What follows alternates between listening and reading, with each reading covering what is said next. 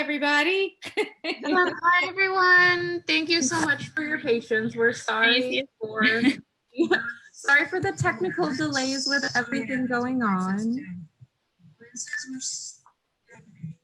We are streaming. We are live. All right. Can you guys see us now? Hopefully everybody can find the link. Yeah.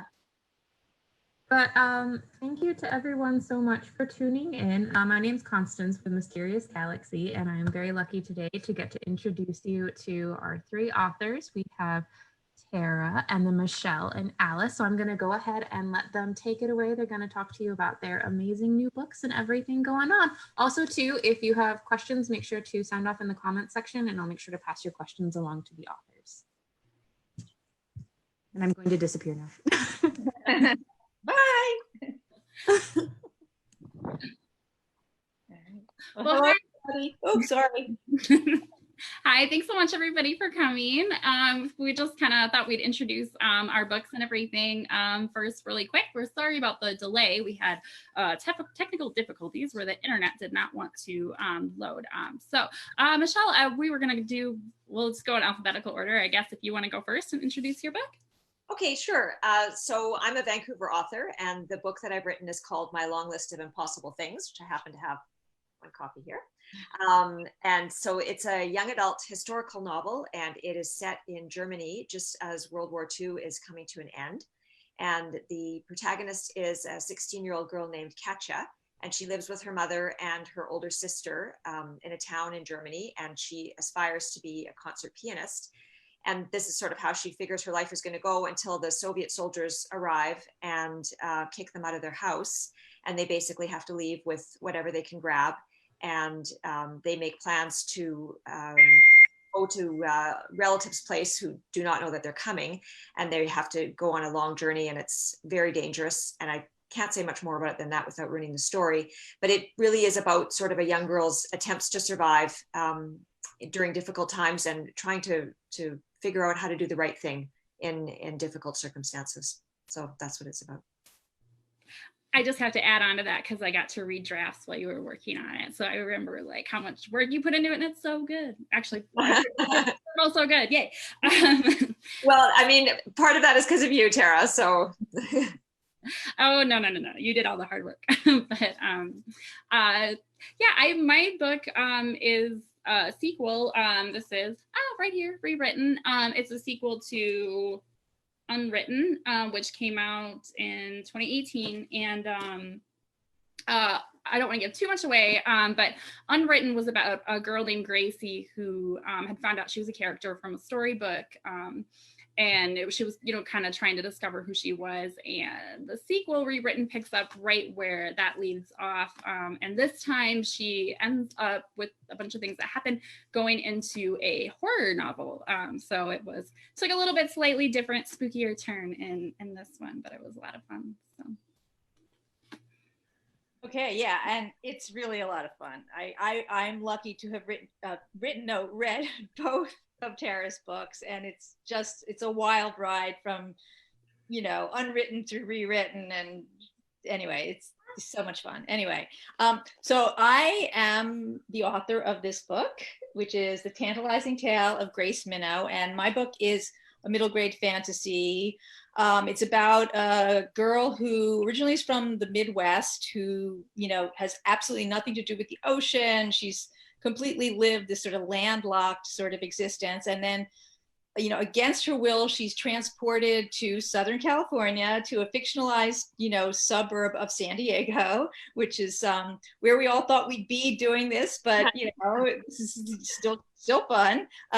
And she kind of is completely a little brat about it all. She doesn't want to be there, and then through kind of a series of sort of softening up towards and sort of being drawn to the ocean, she finds herself swimming, and then one day, kind of in a freak accident, she gets sucked underwater, and because she's fully submerged in the water, which she's never been before, she's just been sort of like dog paddling with her head above the water, she transforms into a mermaid. And so the book is really about her coming to grips with this kind of transformation, which is when she's on land, she's all girl. When she's underwater, she's all mermaid. She feels like a freak of nature. She's sort of into it, but she's sort of like kind of like spooked by it all. And so she keeps it a secret. And the book is really about how she deals with the secret, how she makes a friend, how she, in order to keep the friend, she kind of risks revealing herself. It's yeah, that's what it's pretty much about. So I'm curious to hear from both of you guys, actually, where you got the ideas for these books. Like Tara, where did your original idea come from for Unwritten, and then through Rewritten, and how did they change? Well, yeah, it was interesting because it was easier to come up with the ideas for the second book than it was the first one, because I had all my characters established. Unwritten kind of came from just I had been doing a lot of jogging. That was when I still lived in Wisconsin. I was had been jogging through the woods, and I remember looking and thinking, wow, this kind of looks like a fairy tale woods. And I was thinking, well, what if I had a character who was from a fairy tale? What would that look like? And it just kept, I had done some drafts, and then that kept getting like darker and darker, and some like different things had happened. And as I was writing that, I hadn't expected at first. But in the second book, I knew in the second book that I wanted to continue having her go into other types of stories, another one. And I was doing a lot of kind of playing around with ideas of different genres and what would, kind of exploring the different tropes that genres use. And I'm like such a fan of ghost stories and horror stories, especially like the classic ones, like, Dracula and Frankenstein. And I thought, wow, that would be so cool if I had her go into a horror novel. And so I started playing around with the tropes of, those kinds of things, and actually like making lists, of like, oh, what kind of spooky things could happen. So I started doing that. And then of course, toning it down because it's middle grade, right? So I couldn't get too spooky. It was good. It was fun. It just let me kind of play, which is cool.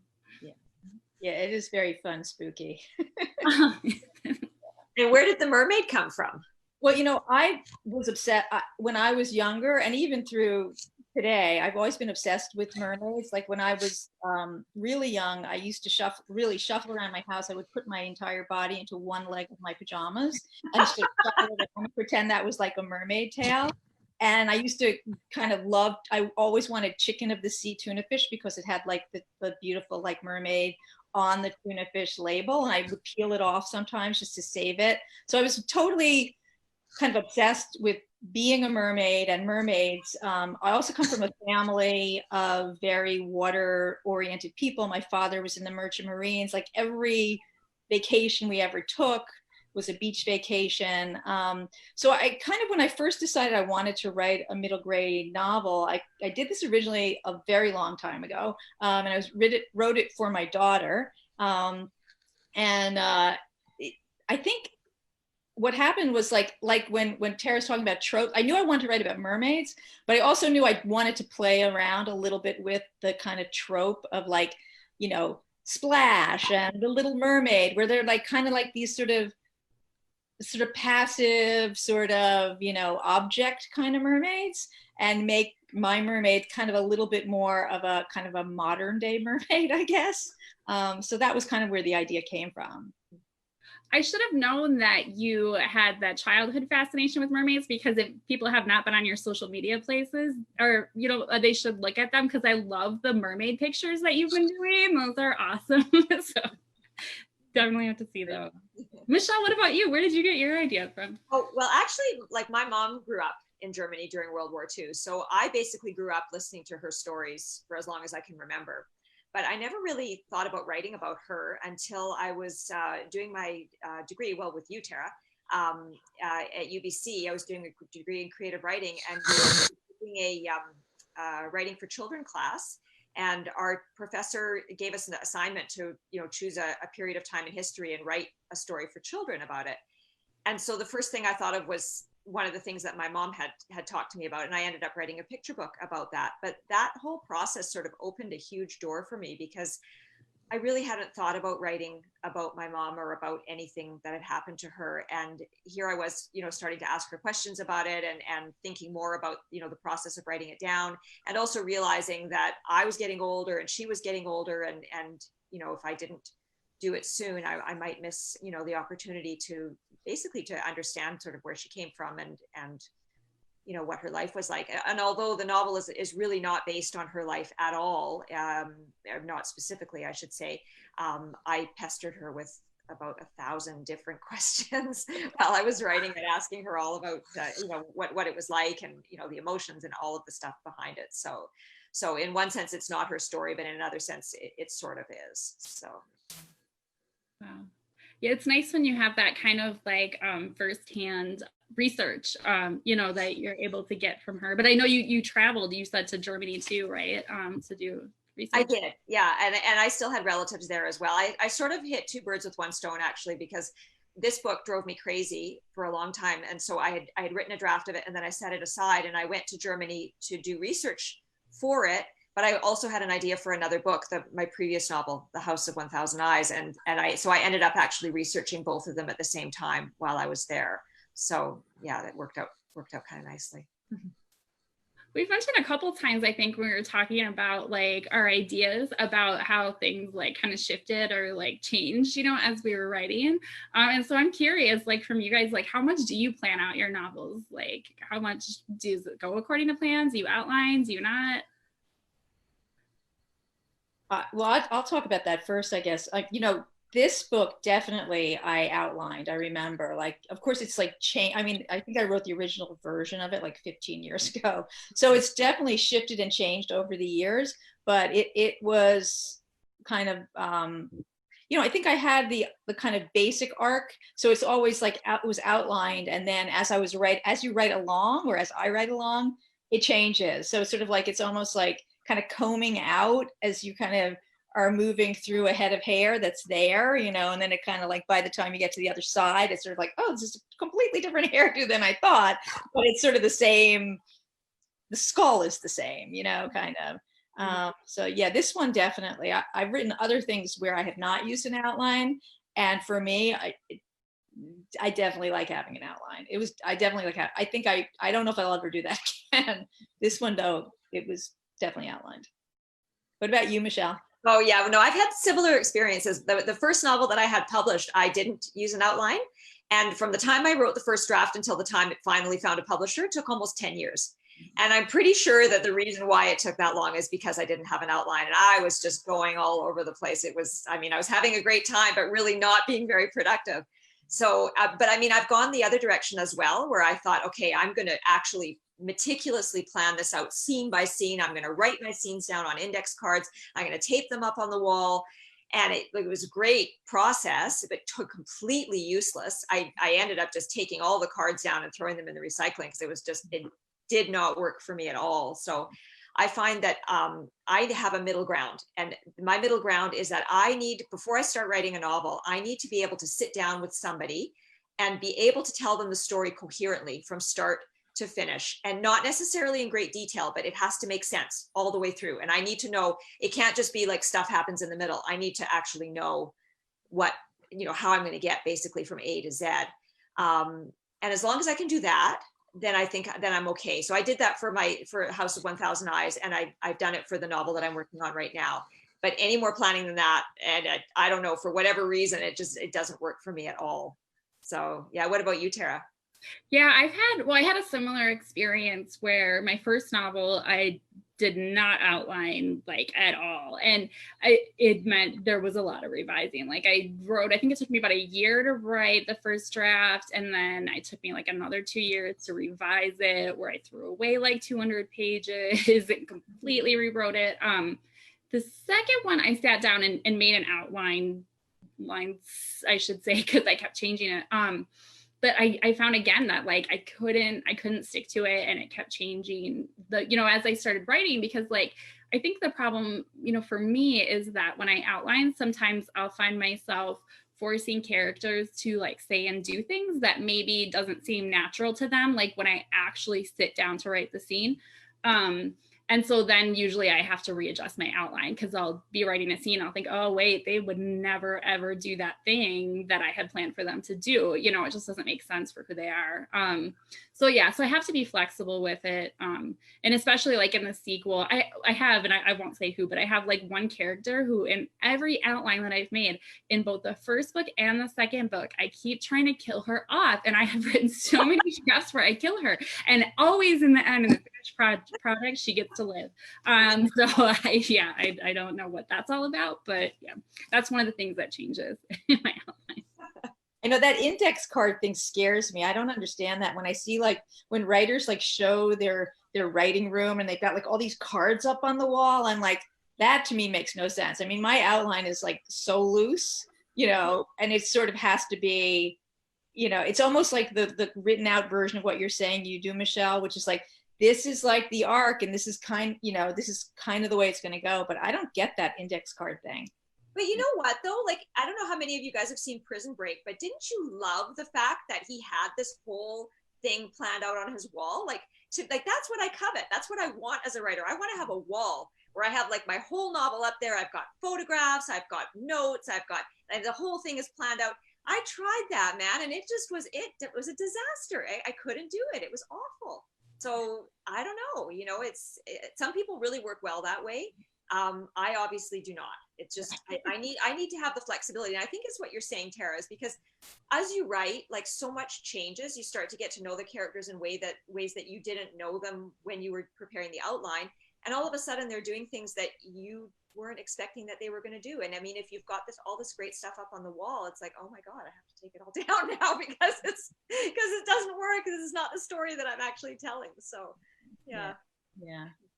This whole idea of like brings up a question for me, like for you guys about, you know, you kind of have this idea in your head, you know, and I think it's the same for historical fiction as it is for fantasy. Like you kind of have to create these worlds, and as you start to write your story, it changes because your world is getting deeper and richer. So I was going to ask you guys with like world building, I guess is what, you know, we call it as writers, like what, how do you, like, how much, you know, how much of like Michelle, your newest book is based on real places and real people, or how much of it is kind of, you know, an idea of who these people would be? It's kind of the same thing as us creating sort of fantasy worlds, right? But how, do you guys have a feeling about whether it's easier to write completely fictionalized kind of places and people, or, you know, kind of really using real people and real places in your head when you create your worlds? That's an interesting question, because my book started out as I thought I was going to tell my mother's story. So I thought I was going to be using real people, most of whom I hadn't met actually, because I'd never had gone back to Germany before to meet my extended family. But I mean, I'd heard a lot about them. So I thought I was going to be using, you know, a real place and these real people and whatever. And I wrote, I mean, a huge draft based on that.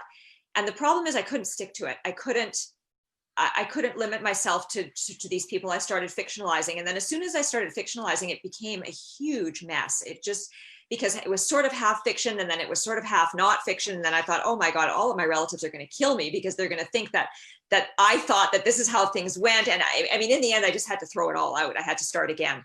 And this time with the book that it ended up being, I set it in a completely fictionalized German town. So Fallhof, which is where most of the stuff takes place, it does not exist. It's completely made up. And the characters also are completely made up, but they're all based on what things would have actually been like at that time in history. So I really sort of, in that way, it is a meld, I guess, of research and fictionalizing.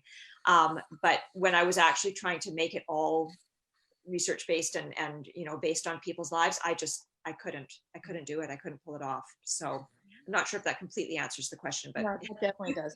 Yeah, it does. What about you, Tara? You know, it's interesting. I haven't published historical fiction, but when I started writing, historical fiction was always my favorite thing to write. And so I've written a ton of it.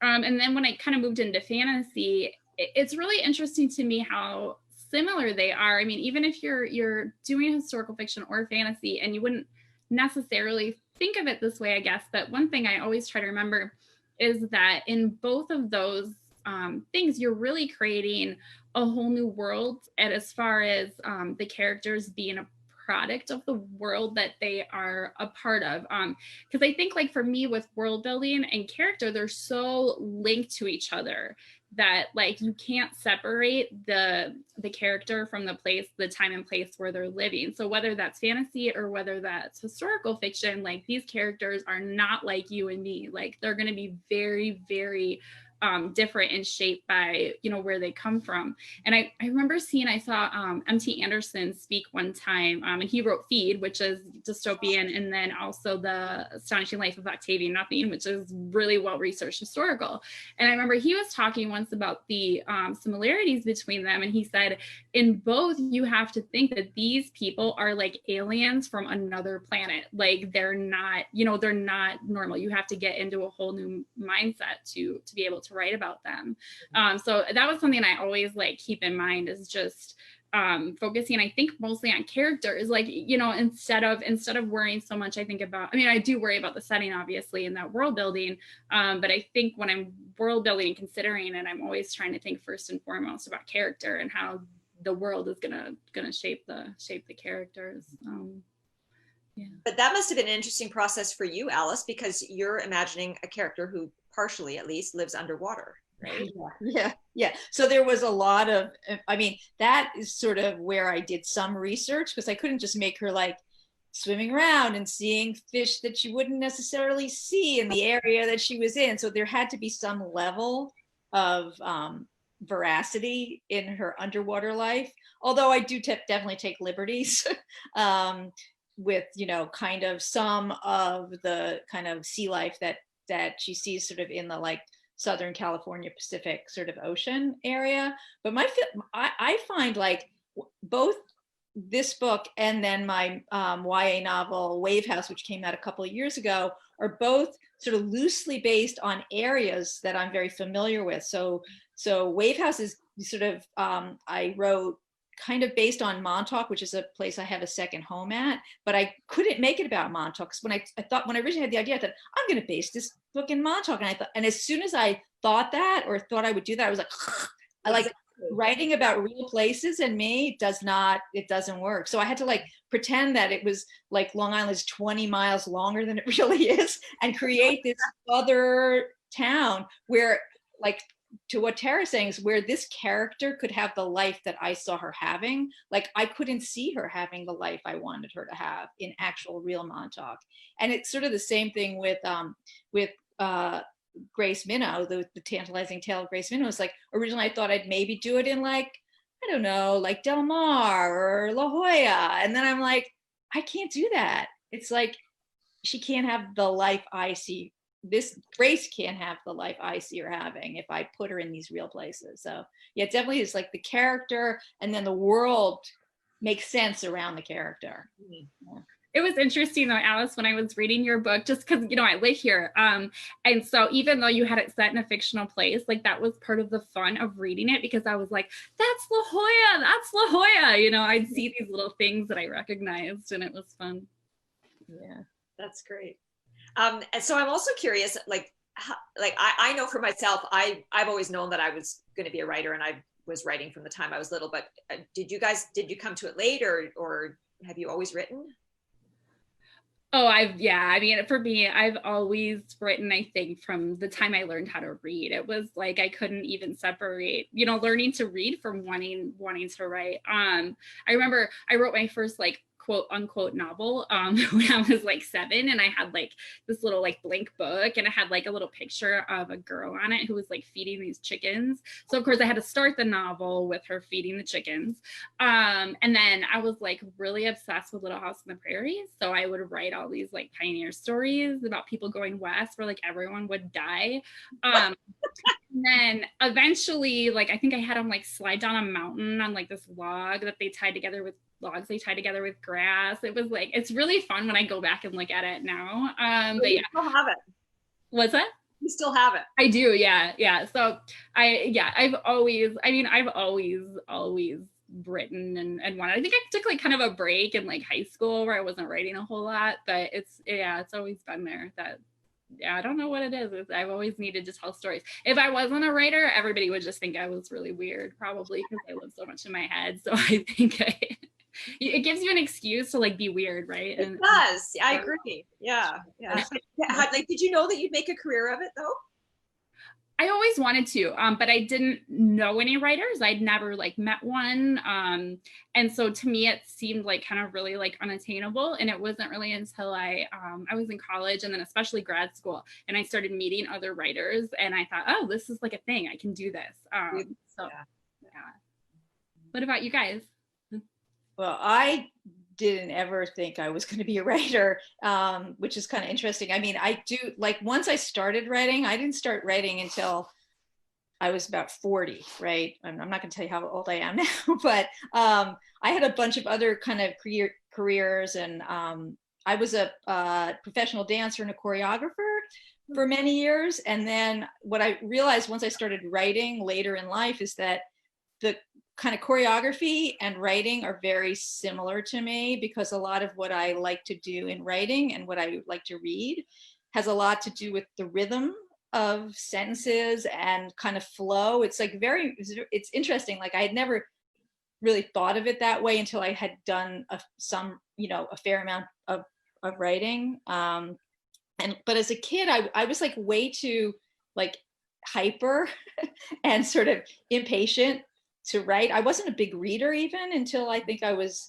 in like junior high. I mean, I read but I did find like you have your like chicken girl story. I remember like going into my parents', their like storage room. They wanted us to get rid of all the stuff we'd left there. And I had like a box of, old papers. And I found this story I had written. It was going to be like a novel based on The Incredible Journey. So it was like a big dog, a little dog, and a cat. Like, it was like completely like, plagiarized version of, these animals traveling. And I wrote really meticulously like the first chapter, and I made the illustrations, and then it like ended, and then there were blank pages. Like, never finished it. Yeah. What about you, Michelle? I always thought I would be a writer, but I tried to talk myself out of it for quite a long time. I went through quite a long period where, because my parents didn't want me to be a writer, and so they wanted me to be a lawyer. So I took a job one summer when I was at university in a law firm. And by the end of the summer, the one thing that was confirmed to me was that never in my life would I ever be a lawyer. But I still, like, I couldn't, even though I had written, I was a big reader all the way. I mean, from the time I could ever read, I never stopped. And I wrote through high school and through university, but I never really believed that I could actually do anything with it. So I thought I would be a professor. And so I started a master's degree in comparative literature. And I remember I was writing a paper on Ibsen. And this was in my first semester. And we were deconstructing one of his plays or something. And I all of a sudden had this like arresting thought that I thought, what am I doing? Like, I don't want to take this stuff apart. I want to learn how to write like this guy. And so I finished out the semester, and I thought, I'm done. I can't do this anymore. And I quit school. And I was really lucky. I found a job with a writer who needed somebody to help her do research and editing. And it was sort of a step forward in as a career as a writer. And at that point, I saw somebody else taking their writing seriously. And I thought, yeah, this is something that you can do. And that was sort of all I needed. So, yeah. Oh, yeah. It's always so fun to like, to hear about how people like got started. Like I'm curious too, like how long did it take you, like, from knowing that you wanted to be a writer to like making that leap? Like, was your debut that you had, was that the first book you wrote? Oh, absolutely not. No. Oh my goodness. Well, first of all, I didn't start writing novels. I was writing short stories, and the first stuff I published was nonfiction. So that was sort of my real entry into the world of writing and actually publishing. But it took about, maybe 5 years before I decided I wanted to write a novel. And then a long time before I actually published one. Like, I wrote 2 that thank God never got published. And I'd be so embarrassed. I'm so glad that nothing happened to them. But, you know, it's an interesting thing because like you meet other writers and you talk to people who, you know, they're writing novels and they're of course very eager to get their first novel published. And it seems to me that it's probably a pretty unlikely thing that the first novel that you write is actually going to be something that you publish. Because I feel like the only way you learn how to write a novel is by writing a novel. And it's a long apprenticeship, or at least it certainly was for me. It took me a very long time to learn how to write one properly. And I actually counted up the number of novels that I've written. Like I've published 3, and including the one that I'm working on now, which would be number 4. Altogether, there's 9. I know, right? Like I'm a slow learner. No, you're terrific. I don't know. I'm not. I mean, that's a polite way of putting it, I think. No, that was my thought. I wasn't thinking you were a slow learner. That's what I thought. I'm like, terrific, 9 novels. That's awesome. But you know what? The rest of them are never coming out. Like they're staying in the drawer, and that's you know they were practice. They were learning novels. So yeah. Never. Never. Oh no! I am saying never. Okay. All right. I trust you. What about you, Alice?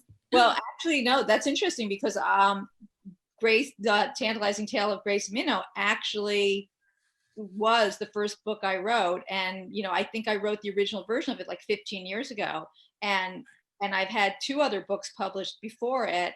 The first book I had published was a collection of short stories for grown-ups, which, you know, I wrote the stories. I had it was so much easier for me to not only write, like once I threw myself into short fiction writing, I just loved it so much. I never thought I could do it. I always thought writing short fiction was actually more challenging than writing a novel, just because to make something, you know, kind of make sense so in such a succinct and shorter period of time, to me seemed like a bigger challenge. But once I started doing it, I was super into it. And so I wrote all these stories, I got them published, and then I got a collection published. And that like was so much quicker and easier than getting my novels, my kidlit novels published. So yeah, so no, this is not my debut. And then Wave House I wrote after I wrote this also. So yeah, definitely what Michelle is saying is like, people think the first book is always going to be like the first book, you know. This took me a long time. I'm just like, this is such like having her have like a life now. It's like my baby in the world, my first child, you know. So it's very cool. Yeah, you know, it's funny. I started out the same as you, Alice, with writing short stories. And I always wanted to write novels, but I was very lucky that I had a teacher who was like, I really think you should start out with short stories because people need to learn how to take that story arc and get something to completion. And so I was writing a ton of short stories. And then lots and lots of pieces of novels. I have a hard time finishing. So my debut was not the first novel that I wrote, but I probably couldn't tell you like what novel number it was because I started like so many and I wrote one novel that I completed before that one because it was my thesis at UBC, which Michelle, you read drafts of that one, I believe, because it was my thesis. But I thought, oh great, I'm gonna sell it. It's fine. I'll take out all these student loans to pay for my MFA, and then I'll just sell my thesis novel. And then that didn't happen. Literally everybody thinks they're gonna sell their thesis. I don't think anybody does. Yeah. We don't like those people very much if they sell their thesis novel. No. So it looks like we have some questions from other people. Maybe we should oh yeah, let's have a look. Yes, let's see what we got. What was the hardest part about writing your new book? Like pretty much all of it, to be honest. Like there's nothing in this book came easy. Absolutely nothing. It was a struggle from start to finish. Like my first draft of that novel was 114,000 words, and I don't know if most people understand how much that is. It's a lot. It's huge, and it all went in the garbage because I realized, like I worked on it for 2 years, and I realized that it was not. I mean, as I sort of explained, for the million reasons, it just was not working. And even writing the new draft, I struggled with the beginning, I struggled with the middle, and I struggled with the end. So yeah, hopefully you guys had easier times, but what did you guys find with yours? Oh gosh, with mine, it was I think balancing the fact that it was like a sequel, because in some ways it was easier because I had my characters like already kind of in place, but then there was like, how do I bring information what happened in the first book into the second book without being confusing for readers who maybe didn't read the first book. So that was tough. And then just like how to tell the story, I kept I don't know, I tried to write it in 2 points of view. And then I was taking a class at that time and I workshop part of it. And my teacher said, does your editor know that you're writing those 2 points of view? And I was like, no. And she's like, I don't think you should do that. And I'm like, okay.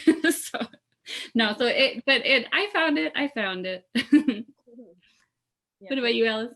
Well, I think with this book, I think the hardest part of it was that it, you know, I wrote it without not the original draft so many years ago without like Michelle was saying, like without any idea of like how to really write a novel. And even though it was it was like well received and I was taken sort of seriously with it, but nobody wanted to publish it for years and years, but I knew I was onto something. So the number of drafts that it went through, like the reworking, that's probably the hardest part of this book. There was a lot of reworking of it, in so much so that like I forgot that certain scenes were no longer in the book. So like the cover is like this amazing chapter that is not really in the book, and it wasn't in the book when I got the publishing deal. So, but I forgot about that, and I was like, yeah, let's use that as the cover image. And then I started doing edits on the book with my editor, and I'm like, oh man, wait a second, like it's not in the book anymore. So I literally have to reread my novel now because I've changed so many things so many times that I don't remember anymore what's in there and what isn't. Like it's terrible. Yeah. So yeah, people ask me questions and I'm like, I don't know. I better look that up. I can't remember what my character's name is. Oh, here's a good question, guys. What was the most influential book on you as a child? Oh. I'm just going to say the name and not even talk about it and then turn it over. The Mixed Up Files of Mrs. Basley Frank Willer. That's it. That's all I'm going to say. Okay. I love that book. It's so good. Harriet the Spy. The Spy. For me, it was probably a toss-up between A Little Princess and The Secret Garden. Frances Hodgson in it. Yeah. I used to pretend to live in those stories too. I'll just go. Let's see. We have another question 3. If you had a day to spend in the world of your book, what would you do? Oh. Ooh, I don't think I'd want to be in the world of my book. It's not a great place to live. Yeah, post World War II in Germany was pretty disastrous. Yeah, I think I would just say no. No, I wouldn't want to live in that world.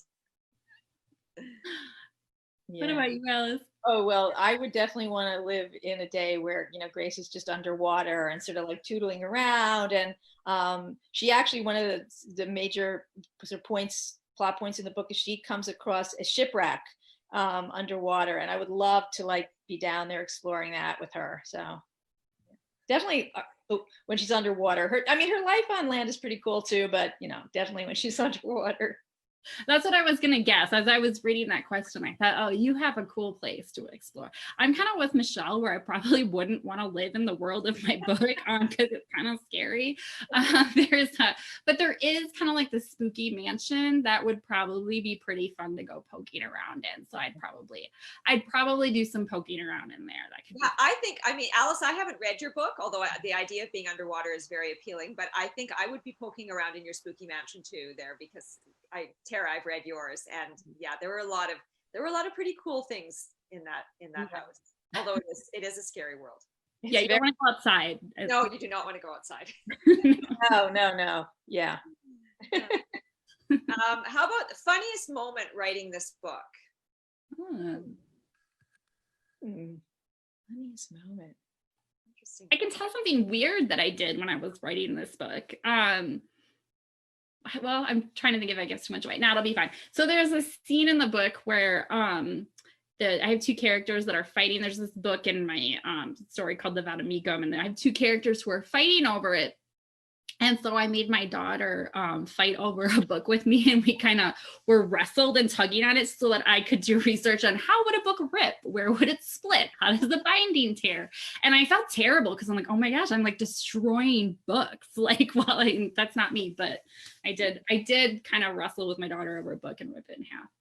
So, but what about you guys?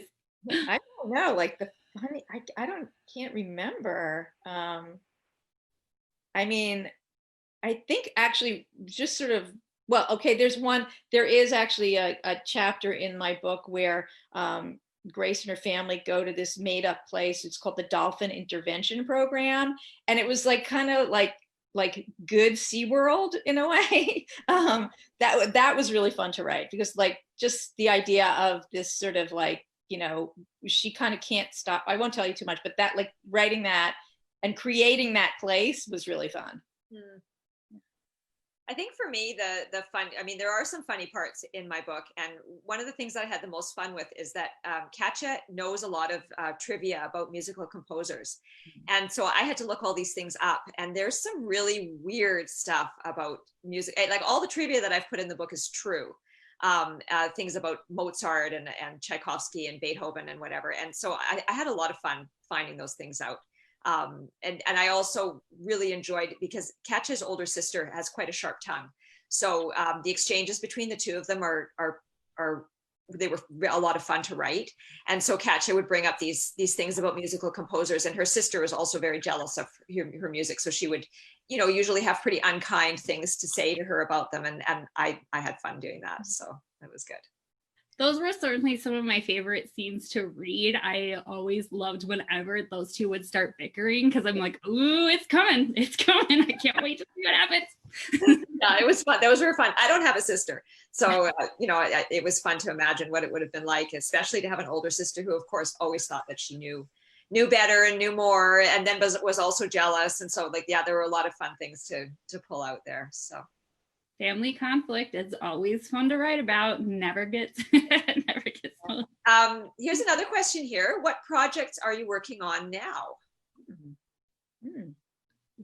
I've got a lot of projects I'm working on now. I've been so scattered lately, actually. I've been kind of settling down. I started working on another book that would happen after Rewritten ends. So I started working on that. I also started working on it's like an adult project. I think I'm just getting sucked into research a bit. It's like a nonfiction. It's true crime. Actually, it's about a murder that takes place in Southern California, and it's true crime. So I've been spending a lot of time in courthouse basements doing research, which is really kind of fun. I don't know. I like hanging out in courthouse basements, apparently. And I'm also working on like a kind of a historical story that has a mermaid in it too, ironically. So we share mermaids. But yeah, so that's kind of me. I'm all over the place right now. Yeah. And we also know both our main characters in these middle grade fantasies names is Grace and Gracie, as like, you know, that was like, oh my God. Yeah, so what am I working on now? Actually, right now I'm kind of like in between projects. It's weird. I mean, I just finished up the last two things I've worked on have actually been like literary fiction works, not kidlit so much. One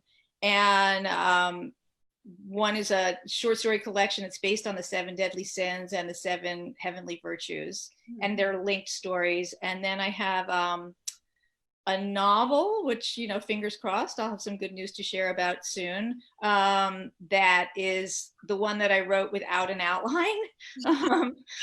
Like, I went all. It's kind of I call it a novel-ish thing, because it is a novel, but it's very unconventionally kind of structured and stuff. That's kind of is based again in like a kind of a real. It's kind of a real town, but not a real town. Lots of dogs in it, and anyway, I don't want to talk too much about it because I don't want to. At some point soon, I'm gonna be talking a lot about it. So I'm kind of like in between. Like, I don't know. I'm just sort of like, what's next? So, yeah. Well, I'm fully immersed actually in my new work in progress, which Tara has seen parts of. It's a novel for adults, dystopian. It's called The Ministry of Sleep, and I probably shouldn't say too much about it. Except that I'm just loving it. I'm having such a good time writing it. it's sort of, I mean, it's futuristic, sort of fantasy-ish, but well, I guess more science fiction-y-ish. Wouldn't you say, Tara? Yeah. Yeah. But light on the science fiction. And the main character is a doctor. So yeah, I'm having a really good time with it. I can tell that you're having fun with it. Well, it's fun because I remember we always would like fangirl about like Feed and stuff because we love that book so much. So it's cool to see you working on that kind of dystopia now. Oh yeah. I mean, Feed is a novel that I admire hugely. So this is not like it, but that's the whole idea of doing something like that has always appealed to me. And I've had this idea cooking around in my head for a couple of years, and finally it felt like the right time to sit down and write it. So yeah, so that's what I'm doing. So the next question is kind of a longish question. I'll read it. It's actually a question for Tara and I, which is that since both take place in an alternate, we create alternate realities, and this person's wondering what we do to make the alternate world feel real. And so like asking me what did I do to create the reality of my character turning into a mermaid? And Tara, what specific things did you do to make the fairy tale world feel real? And if we did research, and how we combine the real world and the fairy tale world or fantasy world.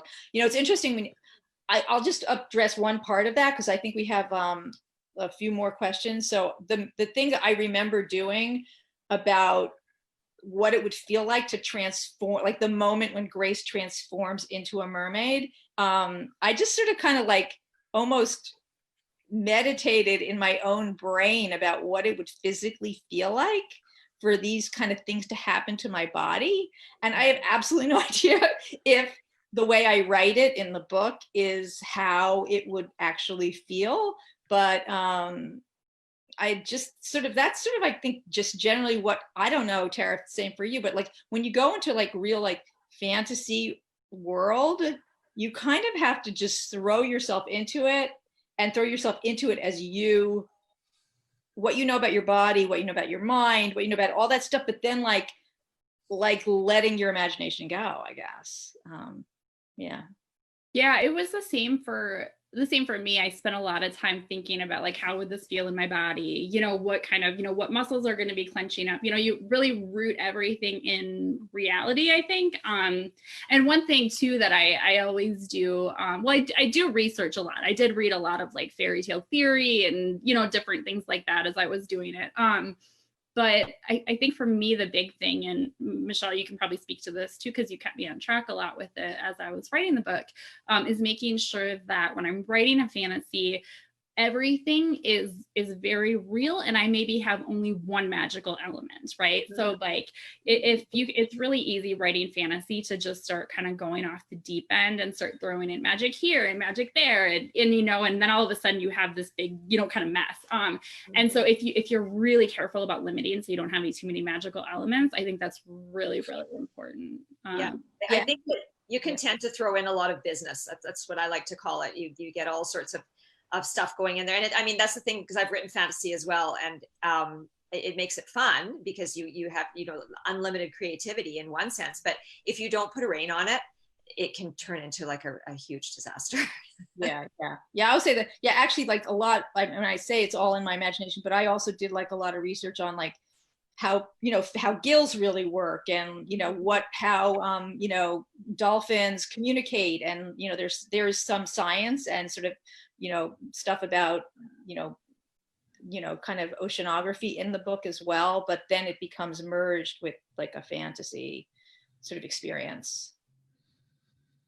So fantasy very rooted in reality, I think, is probably always keep that ground. Let's see. What attracted you to writing middle grade? And I would adapt that question, I think, because I know you guys write YA as well. Like what attracted you to writing for the age group that you do write for? That's an interesting question, because I feel like I sort of fell into it by accident. It was not something that I specifically thought, oh, I really want to write for teens. That was just how it turned out in terms of the voice of the character. Especially with the last book, I guess, but I don't know. I mean, because my long list of impossible things had an identity crisis for quite a long time. I wasn't sure that it was going to be for teens. At first it was going to be middle grade, and then it was going to be for adults, and then so it transformed a lot. And I'm not even really sure how it ended up being for teens. Somehow that was just the voice that I fell into. And that was the same for The House of 1,000 Eyes. It wasn't really a conscious choice. It was just how it felt. And when I started writing, that was how it turned out. Strange. So, but I think that you guys maybe were a little bit more intentional about it than I was. Well, I'm a bit of like a cliche in that, like, I originally wrote this book because my daughter was reading middle grade novels. And I was like, I'm going to try to write a middle grade novel. So I did that. And then by the time I was writing the YA, the books that she had around were YA books. So I was like, I'm going to write a young adult novel. Then she grew up and left the house. And then I was like, oh, look at my books. What do I like to read? I'm going to write short fiction. So yeah, so that's kind of like, the attraction. But I'll say this, I love middle grade. I mean, I think I love middle grade. Like, Tara, you wrote that wonderful piece about like how much you love middle grade novels and how you love to read them. There's just this sort of openness to them. Like they kind of deal with intense and heavy issues a lot of the time, but not with that same angsty, dark kind of, thing that, I mean, I write very weird, dark adult fiction, but like, there's something just like, you can just kind of relax into a middle grade novel, and they can be so poetic. They're so beautifully written sometimes. Just like, I don't know, there's something about when we want to write for kids where we kind of, I don't want to say we control ourselves, but we like find our higher selves in a certain way. I don't know if that makes sense, but that's why I love middle grade. I really do. I think I like middle grade more than I like young adult. I think I would actually agree with you, Noah. In terms of like some of my favorite novels to read are actually middle grade, like a lot of Kate DiCamillo's novels, and Harriet the Spy as well. Like there is something different about those books, and I agree that they don't carry the same kind of angsty, heavy feeling. They don't ask. I mean, I shouldn't say they don't ask heavy questions, because sometimes they do, but not in the same way. Mm-hmm.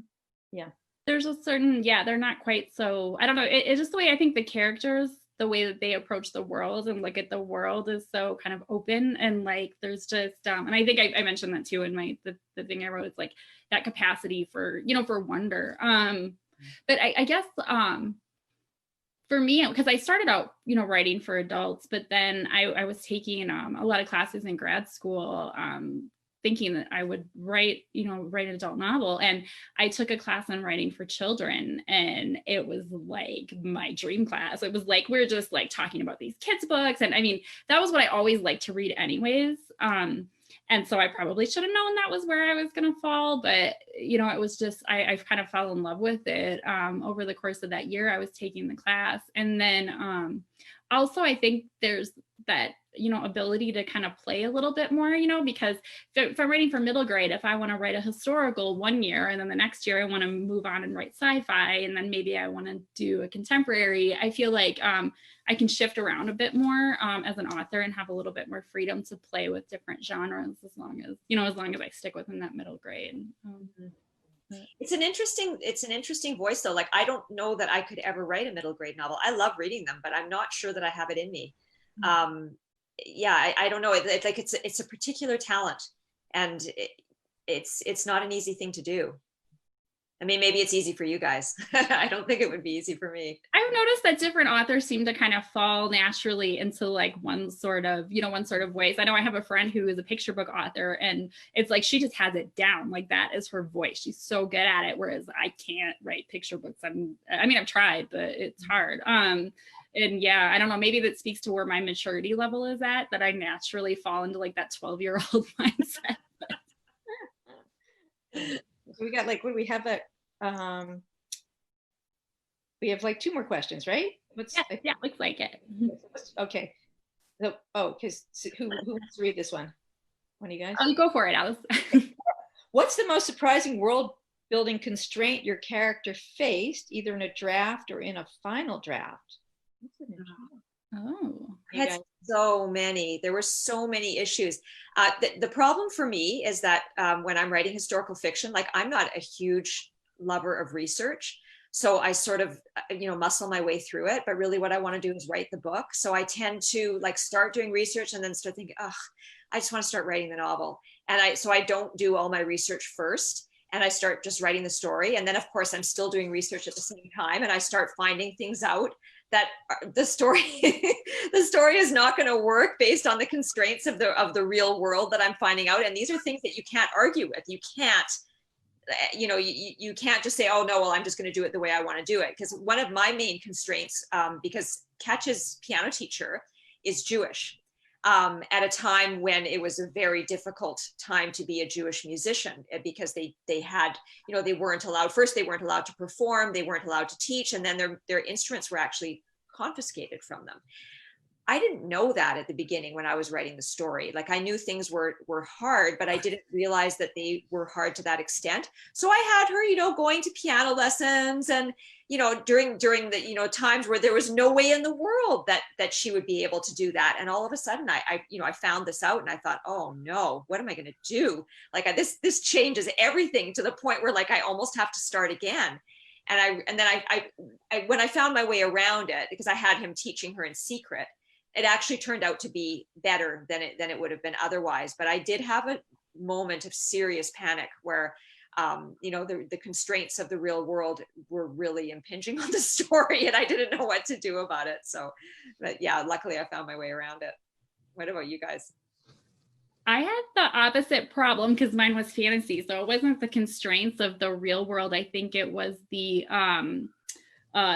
figuring out how I was going to handle my magical rules, I think was what I struggled with the most. And especially because the book is like a portal fantasy where they're going, kind of back and forth between the real world and the world inside of stories. And so I always knew like I had to figure out how that magic was going to work and then how I could control it so that at times they would be trapped in the story world and couldn't go back.